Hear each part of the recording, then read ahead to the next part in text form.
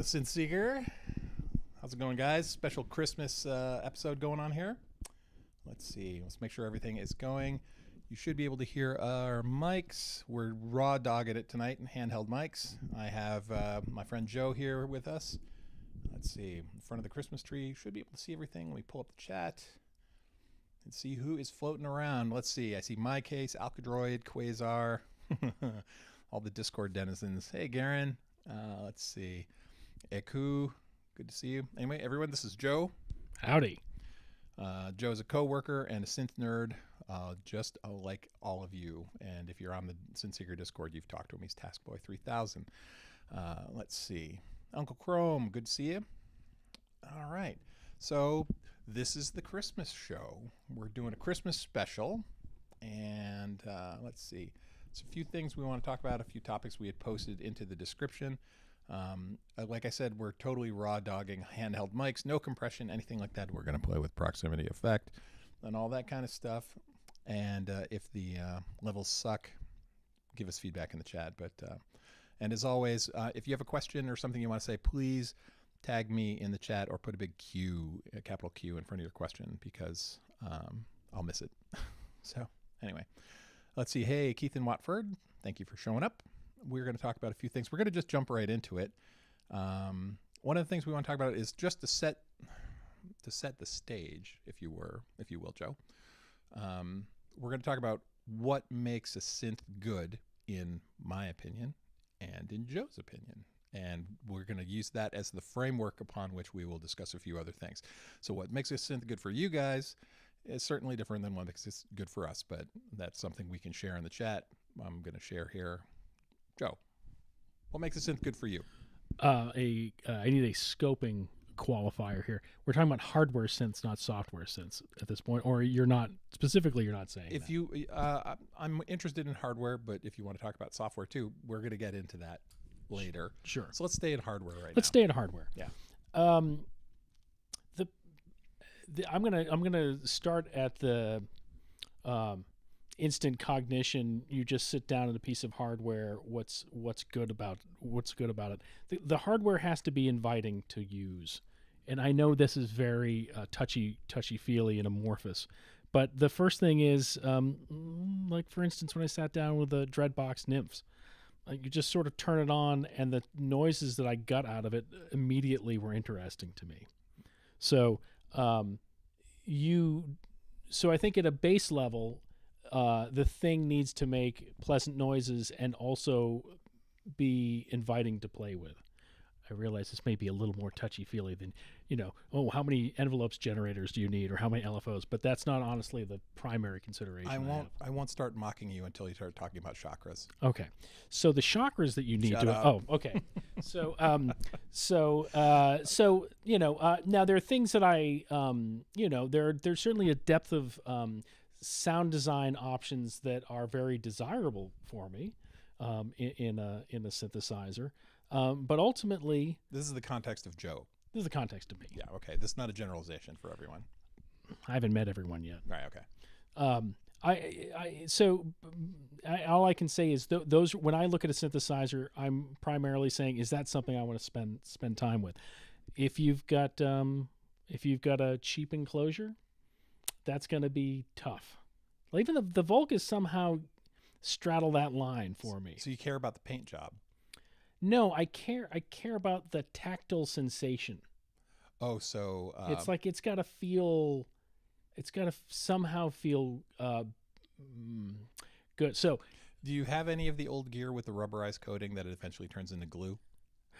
I have had gear like that. Yes. Yeah. That's like worst case, right? Yeah. Okay.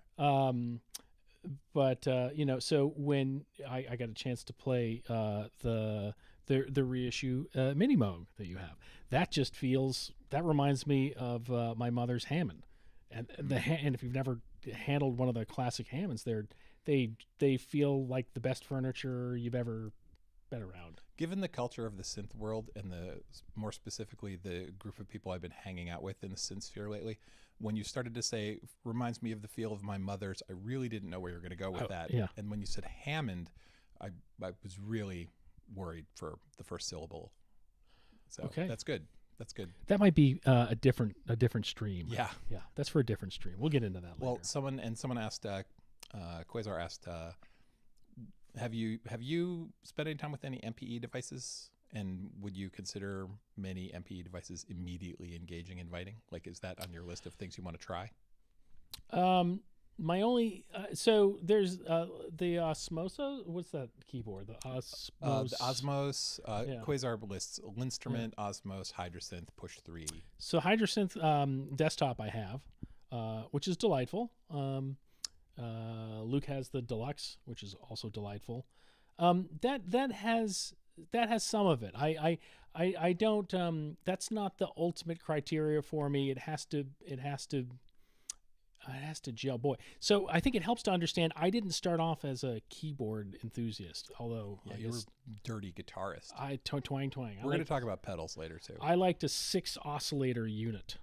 Yeah, okay. But it only had sine waves. I'm that dad from the Twisted Sister video. that disgusting electric twanger. Yeah. And that's why I'm here. So yeah, there's nothing. So those instruments are fun. I haven't played with a Linn instrument, although I know I probably can get access to one. Those are interesting. Yeah. Erwin. Yeah, Erwin has. We got a coworker who's got one. He's a big proponent. So that's as you said, you wanted a general description. I'm going to talk about me because So let's bring it back in. So what makes synths good for you? So that's what I'm saying. I like it. It has to be accessible. I don't want to think. I don't even mind some level of menu diving if it's relatively straightforward.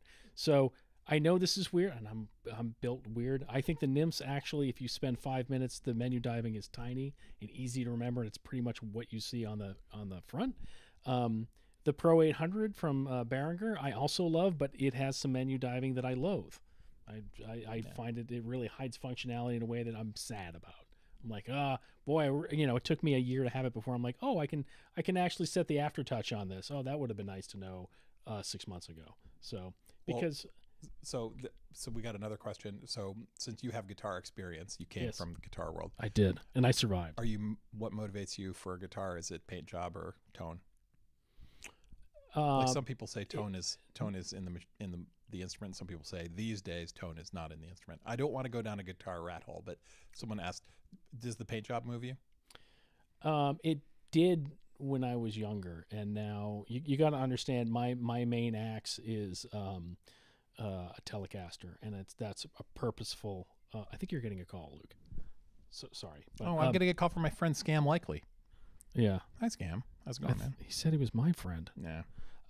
So I have a Telecaster specifically because I wanted the basic guitar, and I just love the way Telecasters feel, and so no, I don't. I'm not as influenced by looks, and for the first several years, the guitars I had were I didn't get this. I did lust after the pretty ones, but I never really had them. Like a Rickenbacker. I always think those are lovely. Sorry, so go ahead. That's okay. Guitars, whatever. Yeah, synthesizers. Yeah. Pulling it back, I think there is a serious potential market or untargeted market for a synth manufacturer to make it trivially easy for users to skin their synthesizers. I agree. I hate like, to say like Behringer. that happens in the Groovebox community, certainly. It does. Right.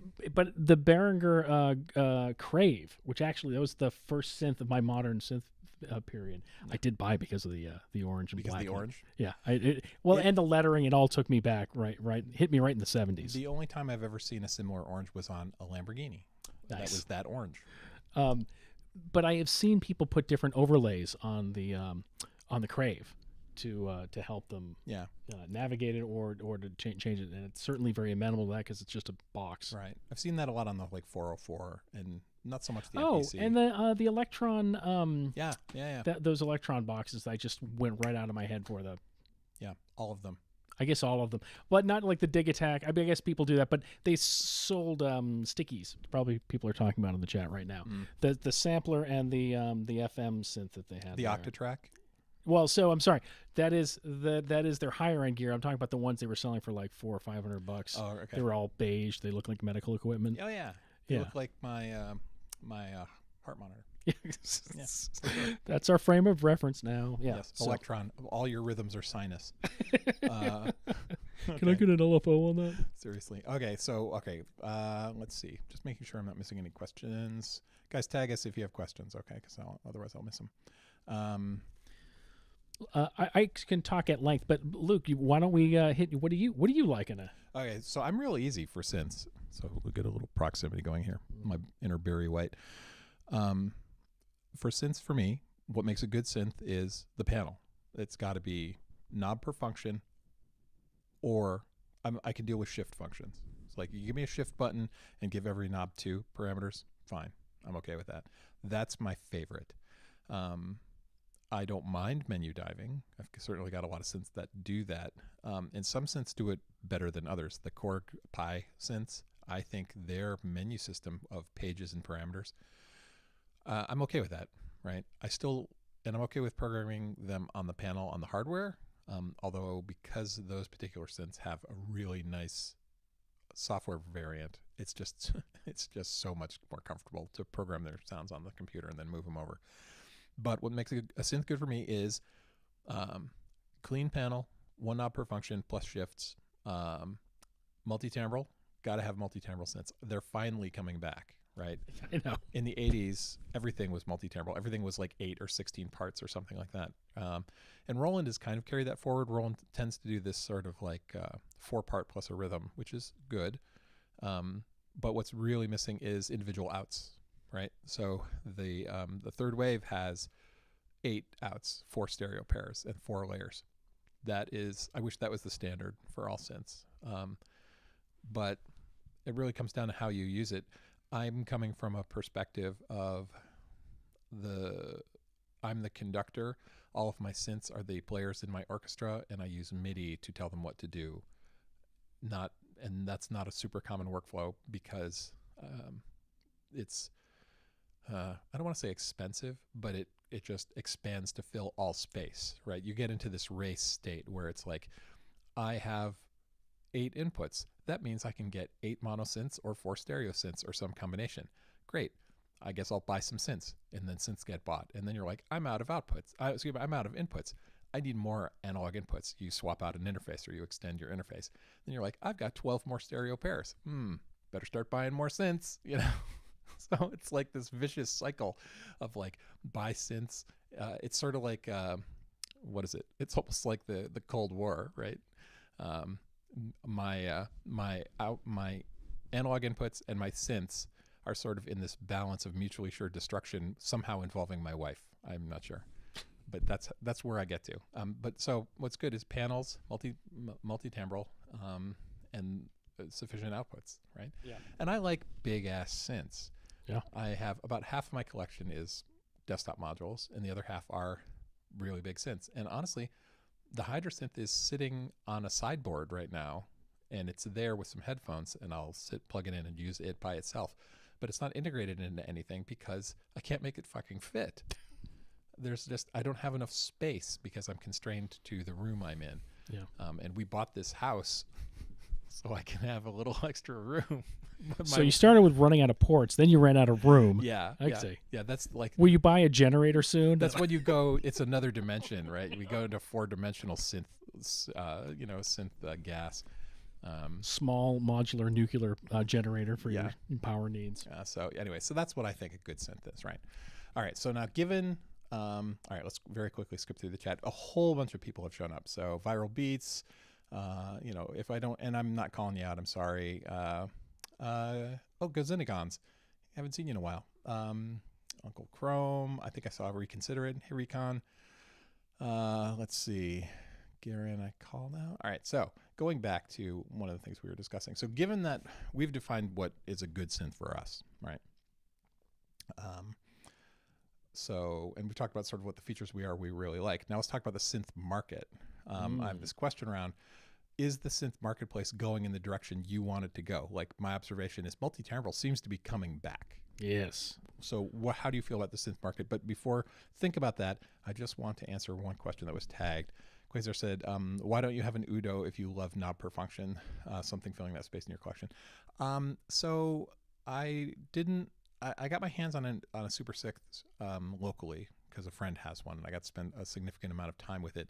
We do this thing, the New England Synthesizer Festival, and we have this thing we call the petting zoo. And the petting zoo is not everybody, but people people generously bring their synths, put them in a room, and the rule is anyone can come in and try the synths out, and they're there all day. The only rule is there's no amps. You have to bring your own headphones. And this was during COVID when we started doing it too. So there was this whole sanitation thing going on. But, and I got to lay my hands on my friend's Udo Super 6 for hours because I was a zookeeper. And so I had to be in there anyway to, help people. It's like the synth's not making any, stop making sound. It's like, yeah, open the filter. Right. But, and so I didn't like the panel on the Super 6. Yeah, it's knob per function more or less with shifts, but I didn't like the panel. It's a flavor thing. I can't cite a particular thing on the Super 6's panel that I'm like, but the Super Gemini, from a collector, the collector in me looks at the Super Gemini and goes, ooh, flagship. Ooh, look, duplicated redundant controls, one for each layer. That's sexy. Right? That is. So I'm like, so Quasar, I'm looking at the Udo stuff. It's on the list. All right. But we'll see. Right. I'm out of money right now. So, so for me, exactly for what you're saying, I'm waiting for a unit from Donner that sort of sparks my interest. I think they work great for some people. Sonic Liven? Yeah, the Liven. The Liven stuff. I bought one of those by accident. I bought the Ambient Zero by accident. I literally had it in my cart, and I was like, do I really want this or not? And I walked away from it, and I came back the next day, and I just fully expected that the session would be closed, and I misclicked and bought it, right? I really don't understand how that worked, but literally I accidentally bought it, and then I completely forgot that I accidentally bought it because there was a waiting period, like 6 to 8 weeks or something. And then this box arrived, and my wife's like, "Box for you, heavy." I'm like, huh. And this is not a heavy synth, but relatively speaking, we get boxes with like a single sock in it. And I opened it up, and I went, "Oh, did I buy this?" And and it's in the closet, and I've used it for maybe about an hour, and nice. I like it. Yeah. Anyway, so you were saying. All I'm saying is that's another one where I've it's sort of those are sort of interesting synths, but there's some. I'm a little concerned the tactile experience of them is going to be underwhelming. You want to? I can go pull it out of the closet. I know that may happen out of that may disabuse. Have you used any of the Korg Nano stuff where the keys are like computer keyboard keys? Only when you brought one in. So okay. I did play with it. Those are that doesn't fill me with the kind of zing I like. It feels like that. It's not horrible, but it's not bad. Yeah, it's functional. I guess there's sometimes you can get past even a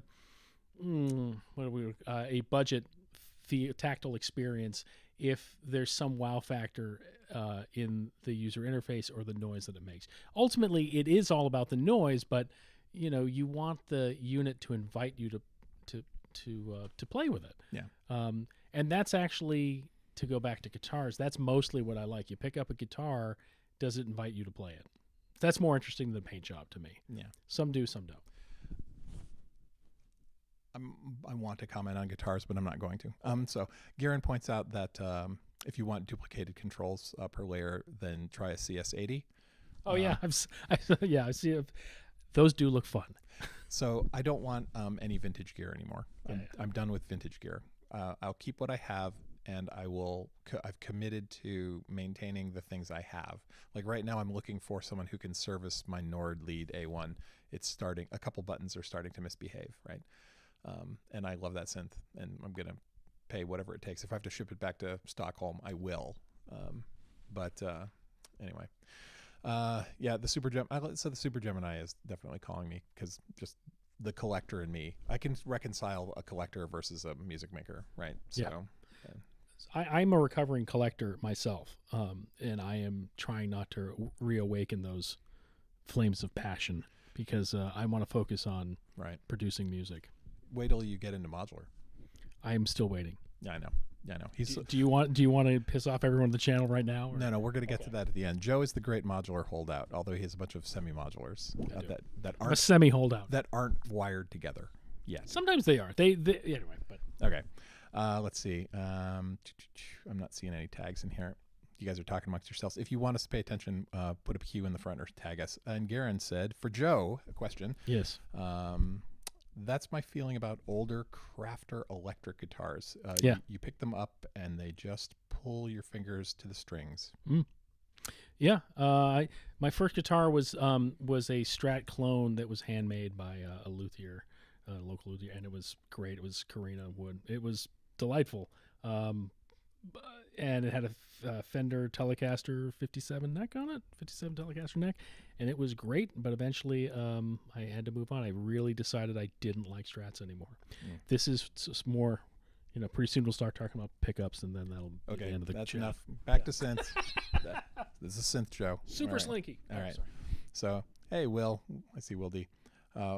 What's the golden fleece? Oh, Jason. It's hard. They're doing Jason the Argonauts now. Okay. Oh, lovely. It is hard because every time I listen to your music, I do picture you playing the Rickenbacker bass. Yeah. So, I mean, there is some giant irony in here. Oh, yeah. So for those who care, who like the Rick bass stuff, I'm doing this collab with this guy Edub. Hey, Edub, if you're in there. And we're doing this collab because the Symptoms of Reality gang sort of threw together this collab thing. And what's coming out of the Rick bass in this thing is like fucking unreal. It's great. I can't wait. Next Sunday was when the track will get released. And we have a video associated with it that's nothing but a giant copyright strike, but it's going to be fun. Let's see. Question for Joe. All right. So going back to synth market. So is the synth market, is synth manufacturers turning back to a place you're happy with? I am. They're heading back towards multi-timbral stuff. We're starting to see at the flagship level things like good stereo pairs and outs, a decent panel with 160 knobs on it. I'm loving that, and I know it's expensive, but I still want to see it. I hope that it's a viable thing for the synth companies. It seems to be coming back. So yeah, I think it's an open question how. So do I like it? Yes, I more is better. More is more, and I love that the companies are paying attention to those of us that still value synthesizers. I do wonder, like I look at my son, who does whose name is Angus for all the guitar players out there. So the little hint here from Joe, my guitar playing friend. Yeah. So he is. I had to even though he plays the piano, I had to force him to start using a Kai 24 or 25 key controller, and he sort of looked at it like it was a dead rat, and then eventually he now uses that more with his DAW of choice. Yeah, with his hyper music. With his hyper, he definitely is into video game Undertale style music. If you have children that are in the ages of, I would say, sort of 12 to 16 or 18, you probably know this genre. Oh yeah. So, does Angus play an SG? Is what someone asks. So no, he won't. Good joke. He AC/DC reference. He should. I'm not for you. That's for them. Oh, okay. I was going to say. There are people here who don't know. How old AC/DC. am I? Who do you think you're talking to? We got some young ones in here. They're not all in their mid-50s. Oh, that's right. That's right. Well, for those about to rock. That's anyway. Demographic. You got to remember, the whole reason the Synth Seeker channel exists, right, is because I said I'm going to document me making my music, and I'm not going to target anyone. And the only people who will show any attention are people who should probably be just like me. Right. It was a completely self-serving sort of deal. It's like, I just want to have a peer group where everyone likes what I like, right? Which is probably something that contributes to the end of society. We'll find out. But or cult. That's not a topic for tonight, right? Yeah. So, hey, it's Jeff Hops has just shown into. Oh, and Studio 8 Effects. Hey, guys. Oh, and I see Trusto there. Trusto, how's it going, man? Let's see. So do I think the market's going? Yes, I'm questioning whether the current how viable hardware synthesizers are going to be, because as you pointed out, there is a sort of baked in cost to the knobs and the sliders and all the good stuff. Yeah. And I wonder if that's going to compete with again my son, who's just like happy with it with just a controller and his mouse. Yeah. And cost wise, you know, his stuff is currently more complex than mine, so certainly uses more tracks than me. And the market's like sort of bifurcated, right? So Yeah. there's like the Groovebox stuff, there's the production stuff, there's the DJ stuff, there's the synth sort of desktop-y production stuff, and then there's flagship, synths. Yeah, the synths. arranger synths, or Right. Yeah. And just synths, like Synths, big yeah, bulky keyboard synths, right? And I think those are coming back, and it's making me happy. Yeah, I dig it in multi timbral, and as I said, I started with ESQ1 synth from Sonic, so I definitely think every synth should have a 8-track synthesizer, 8-track sequencer on it. And when they don't, I was sort of shocked. I'm like, that's actually where we differ. oh, I appreciate having an 8-track sequencer in there, but I don't necessarily want a workstation. I just want something to generate sound and multi-layer. Not poo-pooing the sequencer being present, but like Roland Phantom. sure, Sure. The MoDX, the Montage. Yeah. Those are awesome synths, and I've considered buying them for many years, but I never pulled the trigger because it's wasted functionality for me. sure. Right. At the end of the day, I want sounds. I want to make sounds. So someone said, is the Astrolab a scout ship for the Death Star? Uncle Chrome asks. The Astrolab is actually my thermostat for my house, right? If you've seen the Astrolab, that's the one with the big Nest knob on it, right? Have you seen those? I have. Okay. So that's what that is. All right. Let's Ensoniq. I miss Ensoniq. I wish it would come back. So I have 2 Ensoniq synths, and one of them was Joe's, actually. I bought Joe's ESQ1. It was a happy day. And then I picked For up. me too. The thing weighs a fucking ton. It does. And then I got an SD1 as well. I don't miss that about the old synths. Yeah. Well, Oh yeah. So heaviest synth I own is still, by weight, the heaviest synth I own is probably the Third Wave, interesting. because its case is metal. I was about to say steel. I don't know what form of metal it is, but it's quite thick, and the thing is heavy. And I've opened it up and taken the main board out because I need to have it repaired. But that one's really, really freaking heavy. But I think the heaviest synth I have is the Ensoniq ST1. It is. I don't want to move it. It's that heavy. Yeah. So, all right. So let's keep rolling. Any questions here? Nope. No questions for Joe. Okay, we'll keep going. All right. So let's keep rolling through here. So related to this, right? So we defined what we think a good synth is. We've talked that where we think the synth market's going, where we'd like it to go. So this is a place near and dear to my heart. I'm going to get on my soapbox just a tiny bit. Before we leave that, just 2 seconds. Oh yeah, sure. The other place I want to see it.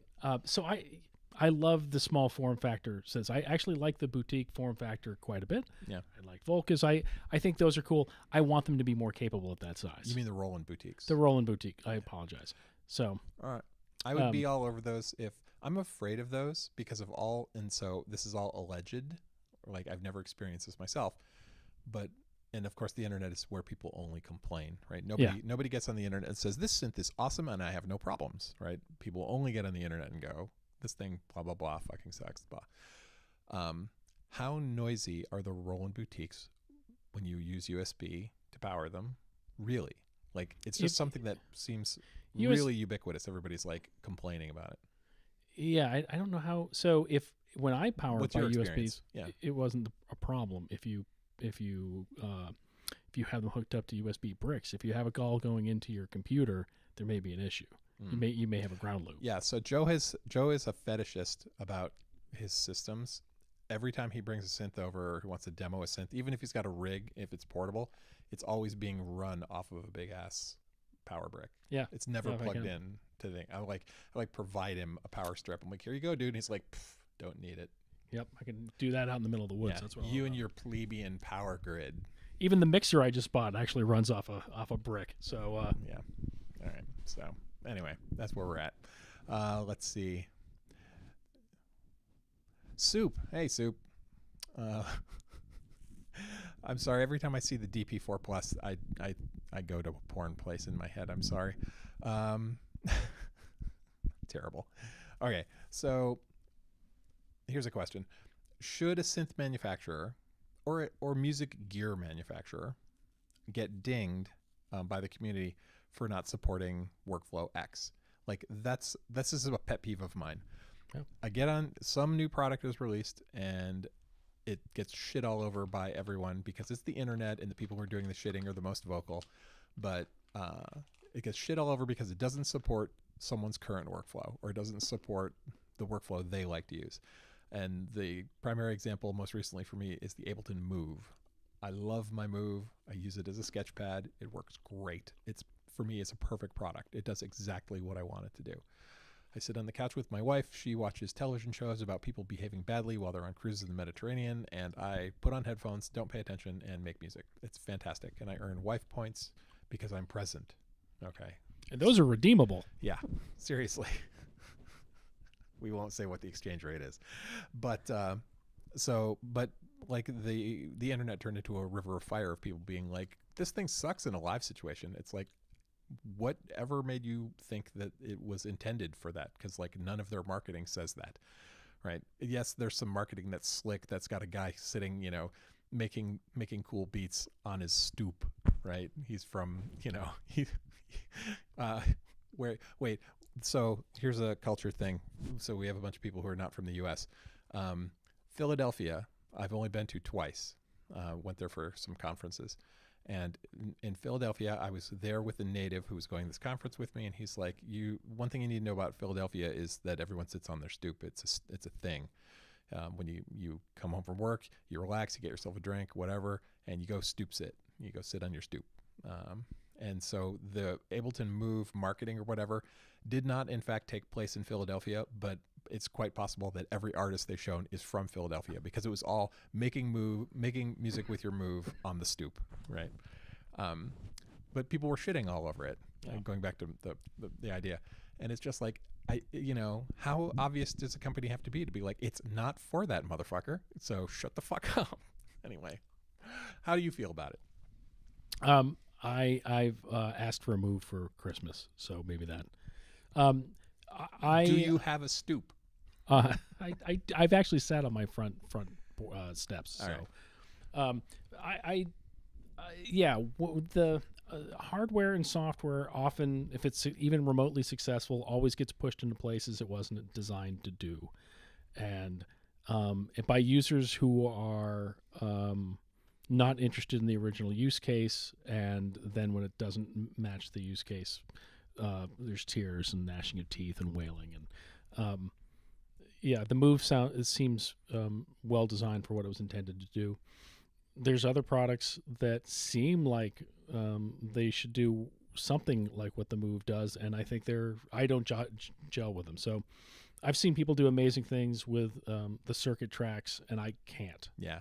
And I feel every time then I leave it for a couple of months and I'm like, I should be able to do this, and then I go back and I don't get joy from it. And I had a circuit for a while and I liked it. Yeah. And it was good. Took it on a plane. It was entertaining on the plane, but I never felt like anything I did on it, I was like, this is complete and I'm ready to move on with it. I always wanted to be like, this needs more work. How do I get it out of here and go somewhere else with it? Yeah. Right. That was the sort of failure mode. Yeah. And that's what I'm excited about the Move. Yeah. So it's an expectation thing. So I think the thing that holds back the Move, or invited criticism of the Move, is it looks like a groove box because the market is primed to look at groove box. This looks like a groove box. It must groove box. And they're like, it's not a groove box. It would have been called something groove probably, or something.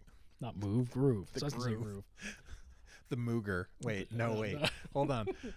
Be careful. So someone, so Quasar pointed out, putting prices high. So that, so Quasar, what do you, or just in general, for people who think the Move is too expensive, how much would you be willing to pay for it if it did just exactly what it does in the tin? I'm just curious, because I think Ableton has reached a place, not like, not teenage engineering. I say closer to Apple. Ableton has, and with everything, their hardware and their software, they've reached this sort of nirvana that I like to call angry pricing perfection. things when you buy things from Ableton, just like the things you buy from Apple, I see the price and I'm angry about it, but I still pay it. Right? That's this sort of angry pricing nirvana that Apple started and Ableton has now adopted. Native Instruments, I think, also is somewhere in that space. So, but what would be an optimal price for a move? And sure, any lowball number is a thing. So, but they're around $400 now, right? It's 500, 450, 450. Tax and whatever. The Circuit Tracks was something like $320 when I bought it. Yeah. So, and the Move, actually, you can get stuff out of it. Yeah. Which is pretty nice. It is. What's really funny is I haven't. Like, everything I've done on the couch is still sitting in the Move, and eventually I'll get around to it, but I'm just distracted by other things. Is there another piece of hardware that comes into this range where you're just like, the internet's raging that it doesn't do X, but it really... I think it happens with everything. That was just close to my heart because I like it. Right. In a sense, I just did it with the Sonicware stuff. Yeah. The Sonicware stuff, I sort of see it. I like the price point. I like the functionality. That has a 4-track synthesizer, like their little FM, their XFM unit, which I thought was pretty interesting. Well, so Quasar also points out the Teenage Engineering OPXY. Yes. So, full disclosure, I haven't watched a single video on the OPXY. I've aggressively not watched them. Even friends like Midlife Synthesist, he's done videos on it, and I feel guilty that I haven't watched them, but it's the sort of thing where I have this failure mode where if people push me at something hard enough, I dig my heels in and ignore it forever. So I still haven't seen Titanic for that reason. Me either. Yeah. So. Or any of the John Hughes films. You never saw 16 Candles? Correct. Oh my God. I know. You are strange. Yep. We can't be friends. Same reason. We can't be friends anymore. Oh, I'm sorry. 16 My wife has. She keeps harassing me about The Breakfast Club, really? This is a different chat. Okay, yeah. Well, so there's always some sort of like usually sci-fi movie reference in here. So there you go. We were going there. Let's see. I find Teenage Engineering to be trolls at this point, so I also ignore them. Yeah. I'm sorry. They I don't even want to go into it, but so that's why I've avoided them. Okay. Let's see. Well, I'll say it again for people who have come in late. If you want us to answer anything, please preface your question with a big capital Q or tag me, because I'm going to miss it. There's enough content flowing by that I'm going to miss your stuff. Ableton Move. Someone said 250. Hey, New Ignis. Welcome. Harmonic Sonics. Glad you're here. Quasar Music. Cool. Reverse Psychology. Titanic sucks. Hard pass. Yeah, I'm not going to see it. People are saying, Garen says he has zero interest in anything Teenage Engineering. So here's the thing. Confession time. The OP1, the original. People tend to like that one. Yeah. The original Teenage Engineering product, the OP1. I bought the OP1 3 times. Ouch. I bought it, sat on it, sold it. Didn't bother to learn it. Total like loser mode. Like I had too many things, gas, whatever, sold it. A year later, said I should have, woulda, coulda. Fine, I'll invest in it. Bought a second one, invested in it. Hated the workflow.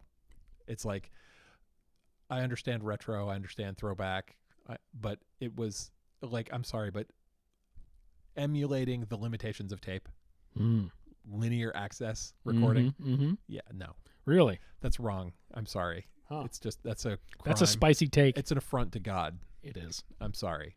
Sold it.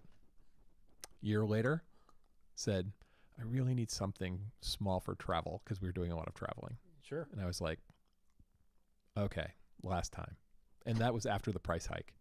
Oh, ooh. Yeah, I know. And so bought it, used it while we were traveling.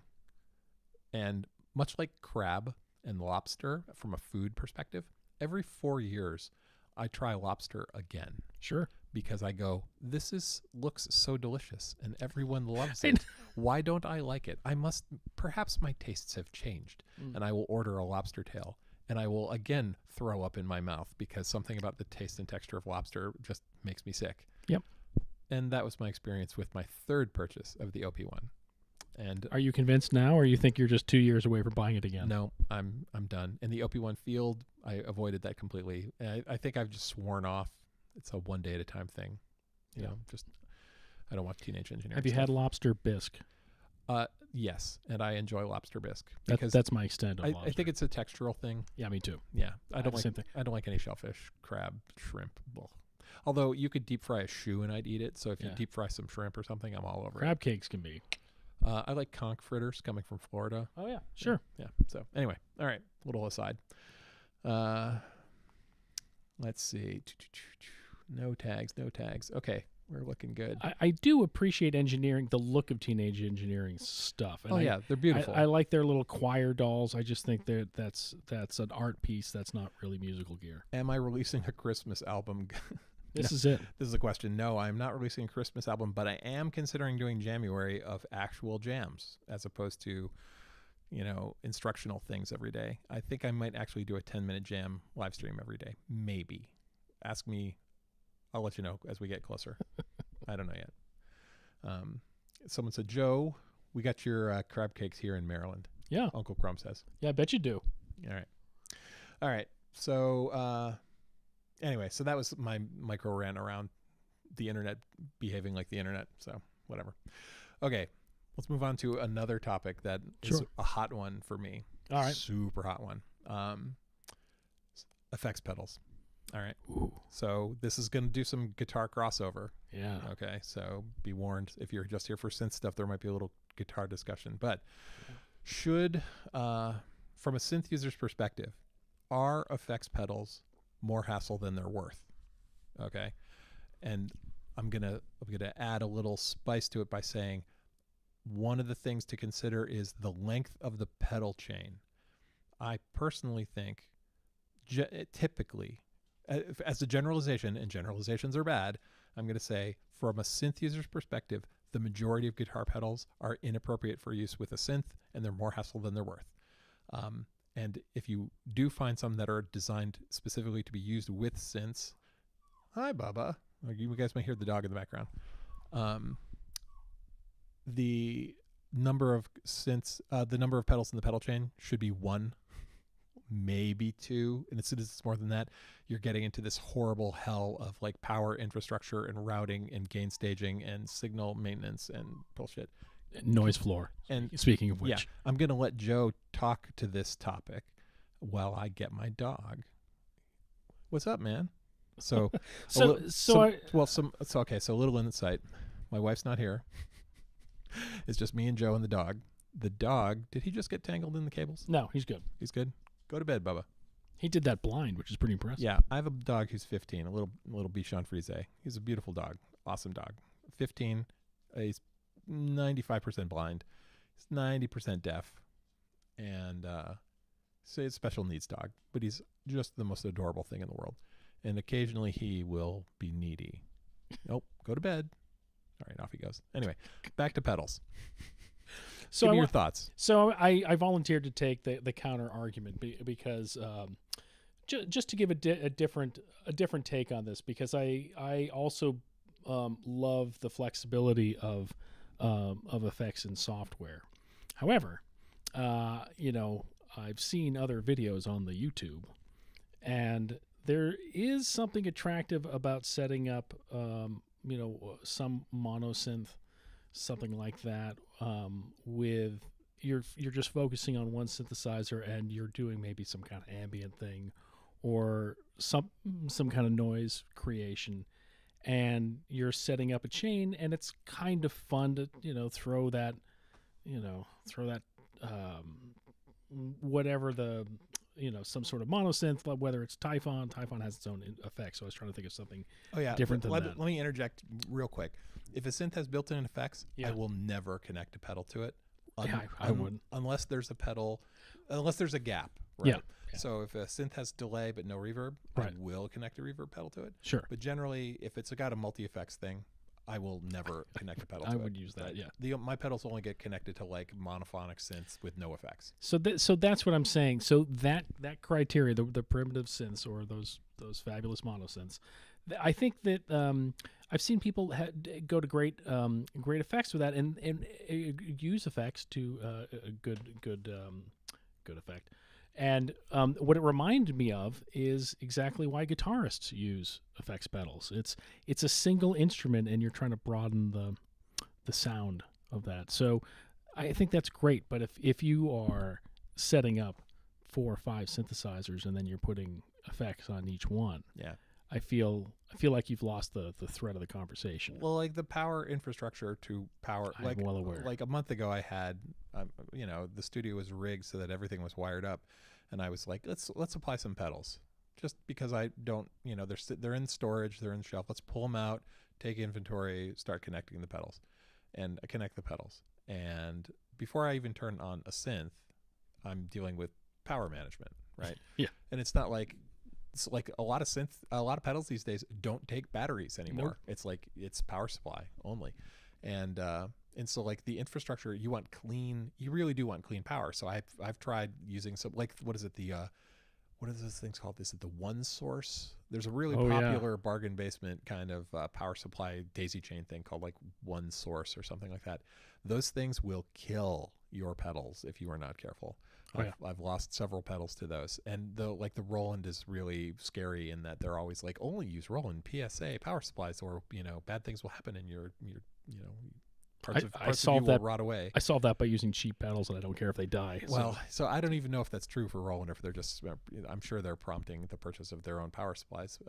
I don't know. Some people say something in the chat if you've had a Roland device die because you used a non-Roland power supply, but like the power infrastructure of just getting all these pedals together, it's like, it's formidable. And I was doing nice stuff. It's like a Strymon Ojai will power 5 pedals.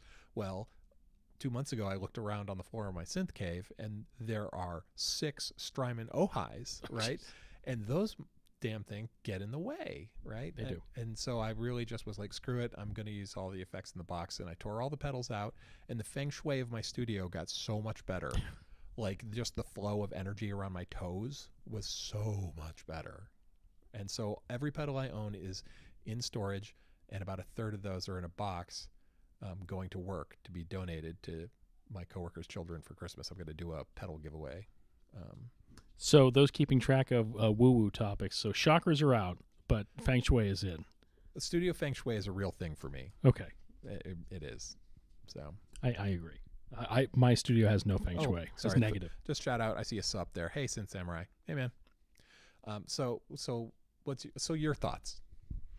I got distracted. So thoughts on. So are pedals worth the hassle? So as I think they can be worth the hassle when it's one mono synth and you're trying to maximize the sonic scope of what that mono synth gives you.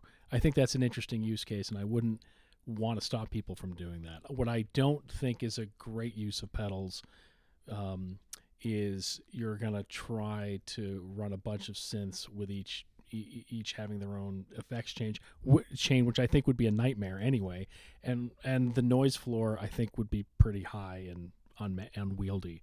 So that's so let me rant a bit about that. So that's something that drove me nuts when I was getting all these pedals together. Some pedals have pretty low headroom, and some have a lot of headroom. Yeah. And like an Ensoniq ESQ1, the output of it is really relatively low, right? And a Minimoog, the output is rather high, right, or sub 37. And so, for example, JHS pedals, I like JHS pedals, and I didn't measure. I'm no EE, so I didn't get in there and measure how much headroom they are. I didn't check the manual. But I do know this. If I plug my sub 37 into a JHS chorus, the Penguin version 2, it clips almost immediately. If I turn the dial, the dial goes from 10, from 10 on the clock around to 4 on the clock. If I take it past 8, from 8 to 4, if I take it past 9, it clips. And that's really frustrating. So then you'd have to like run it through a preamp first, and then I mean, run it through I just keep the volume low, right? I mean, and I was working with Garen. Garen in the chat can can vouch for me here. I was like looking for plans on how do I build a potentiometer, because that's not something I want to buy. I should be able to just solder one of those mothers together. I was just looking for a way to build an attenuator, right? Just to say, let's just dial the synth down so it's below clipping, and then you get into this gain staging nightmare that I just don't want to deal with. I understand why guitar techs have pedal monkeys, right? It's like they don't want to deal with it either, right? So you get some guy who's got an external brain pack just for processing pedal math, and he does it. And I was last week, I think was when I learned about buffered input pedals, effects pedals, and why that's necessary. Yeah, I watched a video on that once, but I didn't retain it. Yeah, it's if you've got a very long true bypass versus buffered, that kind of thing. Yeah, exactly. There's actual math involved why you want buffering at times. No, I'm done. All right. Well, yeah, but the larger thing is software effects are so much more flexible. Yeah. And if you're eventually heading for a DAW anyway, even if you're not heading for a DAW, you can have multiple instances of software effects. It's just way more cost efficient to have software doing your effects. Yes, you lose the ability to tweak knobs, but most effects pedals are about 3 knobs, maybe 4 knobs, and the ones that have 7 or 8 knobs, I don't really play with. Yeah. Citizen says 9 volts is 9 volts. It doesn't matter. And someone else, Rourke or Soup said, I've never heard of a Boss or Roland device dying from not using their PSU. So, okay, I'm just a chicken. So, there are people who do. There are pedal companies that are definitely trying to frighten you into their. All right. So, last topic of the evening, and this is a good long one. I want to talk about modular synth hardware. I see. Versus software modular, because I don't use VCV, but every fucking person I know does. Like the Discords I live on, I'd say 3 out of 4 people are like, VCV is the way to go for modular, and it's this gateway drug that eventually gets them into hardware modular. My opinion is I love hardware modular, and I waffle between using it and not. Right, I've done the cycle of selling and buying and selling, buying at least 4 times over the last 12 years. And I love hardware modular from the tactility perspective and things like that. I hate the specification variability. It's like this unit's resistors are a little out of spec from, there's some variance in there. And, it's like the output of this should be from -5 volts to 5 volts, but it's actually from, -5.6 volts to 4.2 volts. And it drives me fucking batty.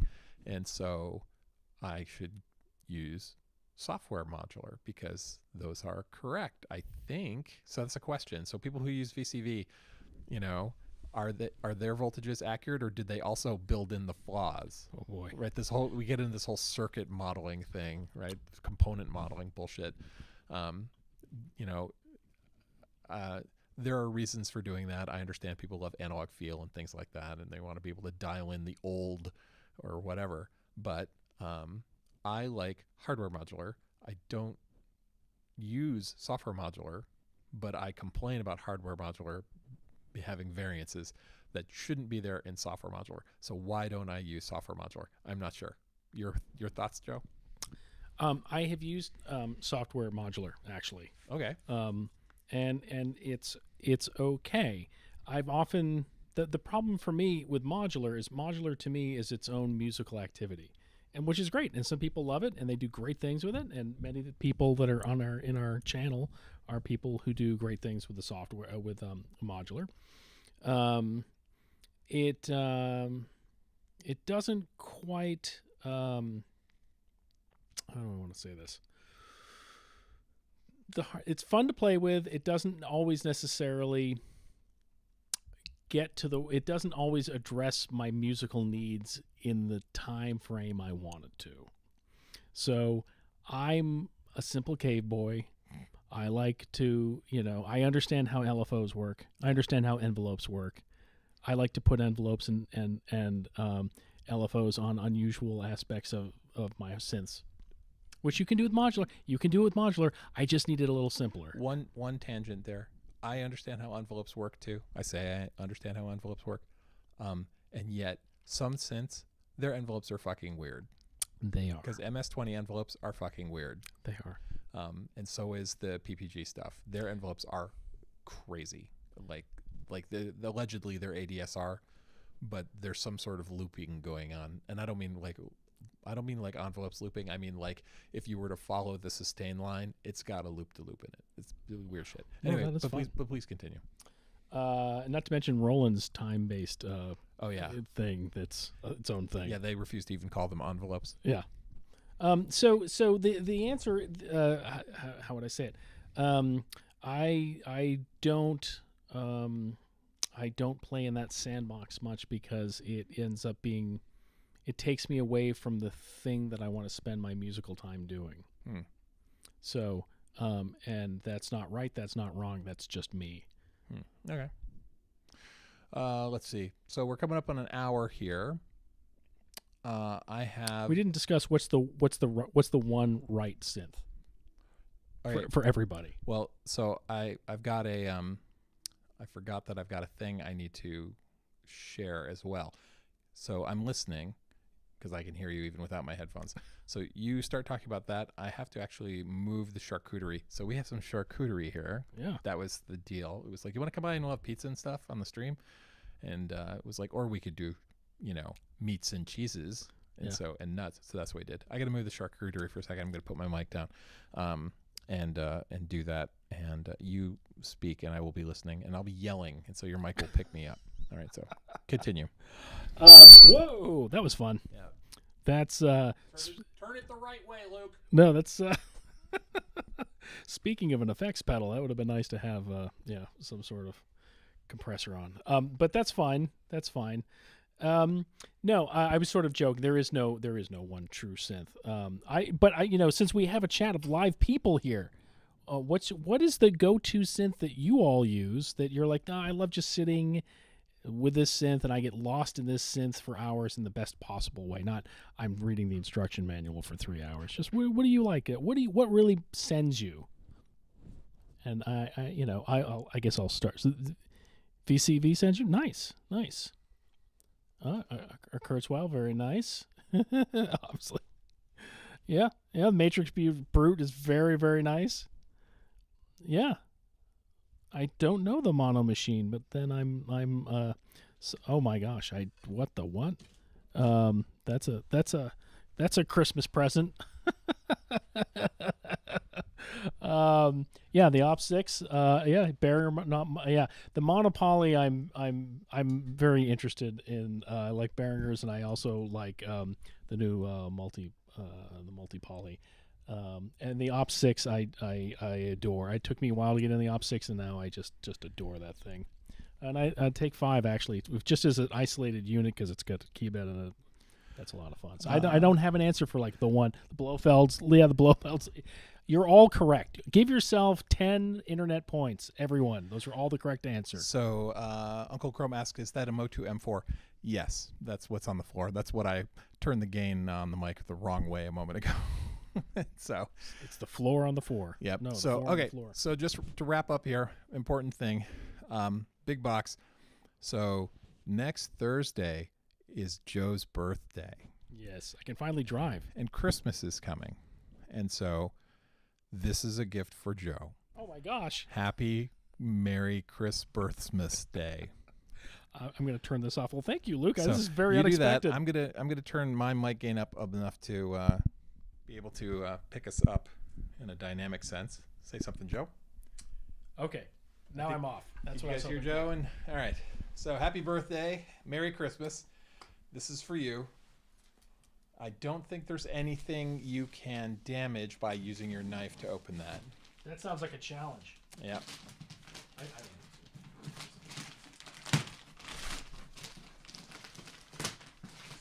This is where having a condenser would have been wise, but this was sort of rushed at the last moment. What on earth? From Target? Yes, it is a box from Target. But they don't sell any synthesizers. Target does not sell synthesizers. That is correct. Yes. So this is the eternal stream of Target boxes entering my house for my wife. This is probably cleaning equipment for my synthesizers in the aspect. It is, in fact, a penis stretcher. I've had this on order for so many years, and it's finally nice. I was on back order for a Sequentix penis stretcher for many years. Oh my gosh, what is this? It's There are sharp edges. Be careful. what on earth, Luke? What did you do? At first I thought this was going to be a joke. I don't think this is a joke now. I just got you sharp metal sharp. Did you get me a modular it looks like a modular case. This feels like the first crack hit. That's what it feels like. Seriously, the edges are sharp. Be careful. Yeah, no, I got that. Oh, nice.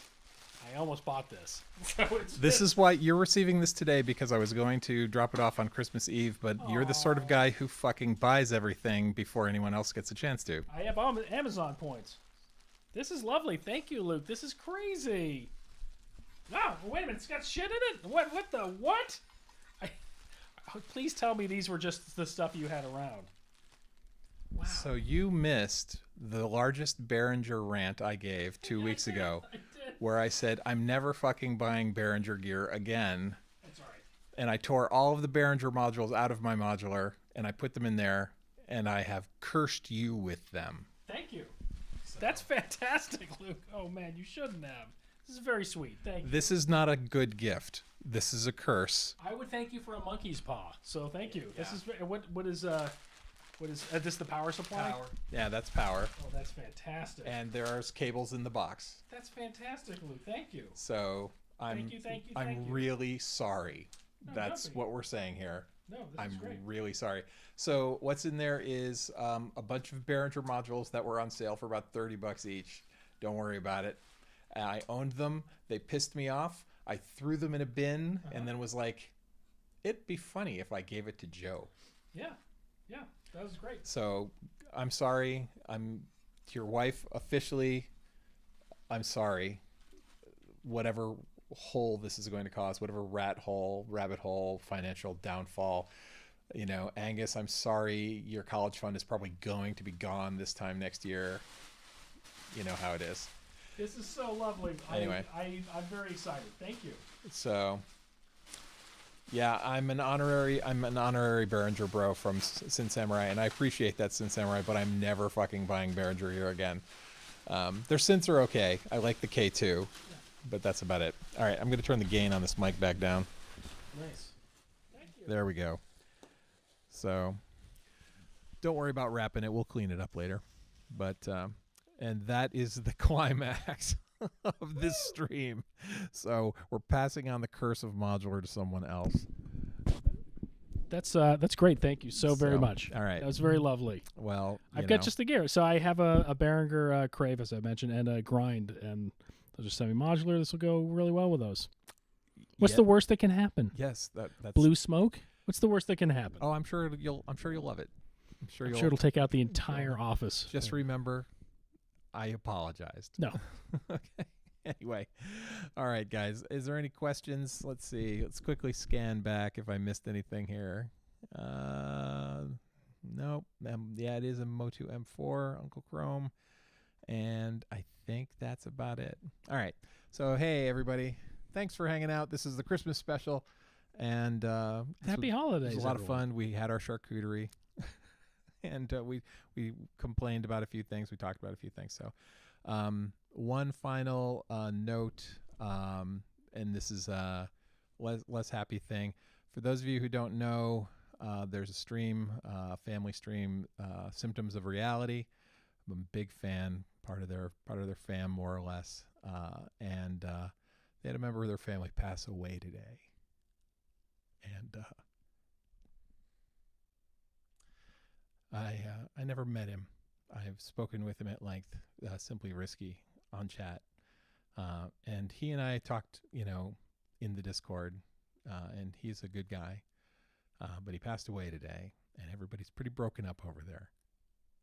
So if you can, go over to Symptoms of Reality. They stream every day, and just leave them a note, saying you feel for them, right? Because a member of their family just passed. And I know tragedies happen to everybody, but this circle of synth people here, we're all connected. We lost Inky a few months back, and it's just happening again. So just do that for me if you could. A little Christmas wish. All right. So we'll pick it up. Thanks for hanging with us. Thank you, Joe, for playing with me. And Thank you. As always, you guys, you've been watching Synth Seeker. Have a great week.